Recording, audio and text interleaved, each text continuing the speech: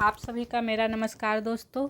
आज का हमारा टॉपिक है रिस्पायरेटरी सिस्टम। हमारी बॉडी में जितने भी सेल्स प्रेजेंट है उन सबको फंक्शन या एक्शन परफॉर्म करने के लिए एनर्जी की ज़रूरत होती है।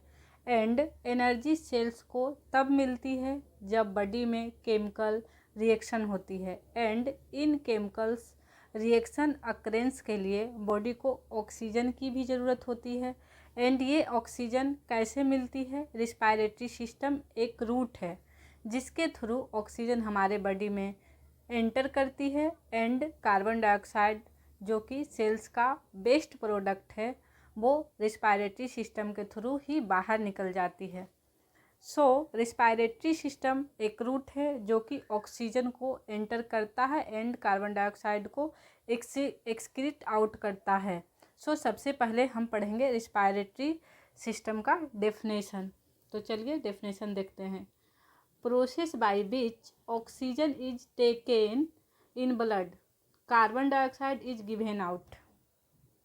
Process by which oxygen is taken in and carbon dioxide is given out. हमारी बॉडी में 2 रिस्पायरेटरी गैस है। फर्स्ट है ऑक्सीजन एंड सेकेंड है कार्बन डाइऑक्साइड। रिस्पायरेशन एक प्रोसेस है जिसके थ्रू हम ऑक्सीजन अंदर लेते हैं एंड कार्बन डाइऑक्साइड को बाहर छोड़ते हैं। और तो जब हम ब्रीथ लेते हैं फर्स्ट ब्रीथ हमारी बर्थ के बाद होती है। इट मीन्स जब बेबी क्राई करती है फर्स्ट टाइम बर्थ के बाद, तब वो फर्स्ट ब्रीथ लेता है। इसका मतलब है कि बेबी को जो मदर के वूम में प्रेजेंट है तब वो अपने आप से ब्रीथ नहीं ले पाती है। उसका जो रिस्पायरेटरी सिस्टम है इतना मैच्योर नहीं होता है।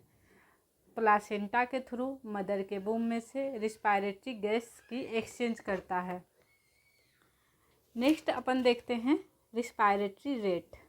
ये जो रिस्पायरेटरी रेट है, अगर एडल्ट ह्यूमन है तो उसमें 12 से 16 ब्रीथ पर मिनट होता है।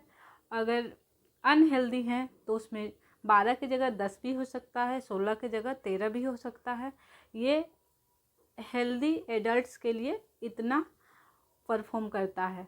नेक्स्ट अपन देखेंगे रिस्पायरेटरी का टाइप्स ऑफ रिस्पायरेटरी को 2 पार्ट में डिवाइड किया गया है, external respiration and external respiration. तो फर्स्ट हम देखेंगे external respiration, exchange of respiration gas O2 and CO2 between lungs and blood. इसमें ब्लड भी एक इम्पोर्टेंट रोल प्ले करता है क्योंकि blood he oxygen and carbon dioxide को ट्रांसपोर्ट करता है। ब्लड ऑक्सीजन को लंग्स से टिश्यू तक ले जाता है एंड कार्बन डाइऑक्साइड को टिश्यू से लंग्स तक लेके जाता है। इसलिए एक्सटर्नल रिस्पायरेशन कहलाता है। एक्सटर्नल रिस्पायरेशन क्या होता है? Exchange of respiratory gas that is O2 and CO2 between lungs and blood. जो एक्सचेंज ऑफ रिस्पायरेटरी गैस है it means O2 and CO2 जो कि लंग्स एंड ब्लड के बीच में होता है, इसको बोलते हैं एक्सटर्नल रिस्पायरेशन। अब देखेंगे इंटरनल रिस्पायरेशन। इंटरनल रिस्पायरेशन के बीच में क्या होता है? ये एक exchange of O2 CO2 between blood and tissue है। Exchange of gas between blood and tissue. अब हम इसका फेज देखेंगे, फेज ऑफ रिस्पायरेशन। तो फेज ऑफ रिस्पायरेशन को भी 2 पार्ट में डिवाइड किया गया है। पहला है इंस्पायरेशन, दूसरा है एक्सपायरेशन। तो चलिए देखते हैं इंस्पायरेशन मीन्स क्या होता है। Air enters the lungs from atmosphere, it is a active process. यह एक एक्टिव प्रोसेस भी है। तो इंस्पायरेशन के मतलब समझते हैं। एयर को इंस्पायरेशन करना यानी अंदर लेना। When air enters the lungs from atmosphere, air जब अंदर जाती है बॉडी में एटमॉस्फेयर से तो इसको बोलते हैं इंस्पायरेशन। ये एक एक्टिव प्रोसेस है, इसमें एनर्जी लगती है नेक्स्ट अब देखते हैं expiration. Air leaves the lungs into atmosphere, it is a passive process.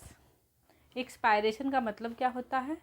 Expiration जो air leaves the lungs into atmosphere, जब हम एयर को बाहर छोड़ते हैं बॉडी से एटमॉस्फेयर में, उसको बोलते हैं एक्सपायरेशन, जो कि एक पैसिव प्रोसेस है।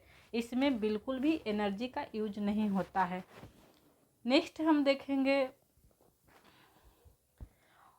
Organs of the respiration. अब कौन कौन से ऑर्गेन्स है जो रिस्पायरेशन में इंक्लूडेड हैं, तो चलिए देखते हैं।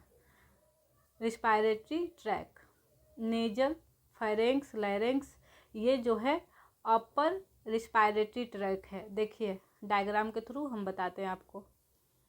ये नेजल एक्टिविटी है, trachea, lungs, bronchi lower track में है, फेरेंक्स और लैरिंक्स ये जो है ये सारा अपर रिस्पायरेटरी ट्रैक में आता है। और ये नीचे का जो है ट्रेकिया से नीचे का जो आता है ये लोअर ट्रैक रिस्पायरेटरी सिस्टम में आता है। ये अपन लंग्स ये दोनों हो गया, ये फेरेंक्स हो गया, ये लैरिंक्स हो गया, ये नेजल कैविटी हो गई, ये ट्रेकिया हो गया, ये ट्रेकिकार्डिया हो गया, इसको वाइंड पर भी कहते हैं। और ये डायफ्राम हो गया, ये मसल्स,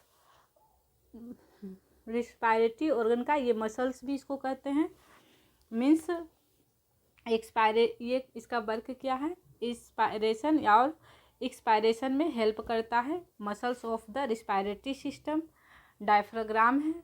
तो ये आज का हमारा टॉपिक था रिस्पायरेटरी सिस्टम। आप डायग्राम को अच्छे से देख के समझ सकते हैं। तो आज के लिए इतना ही दोस्तों, मिलते हैं नेक्स्ट वीडियो के साथ। Thank you all.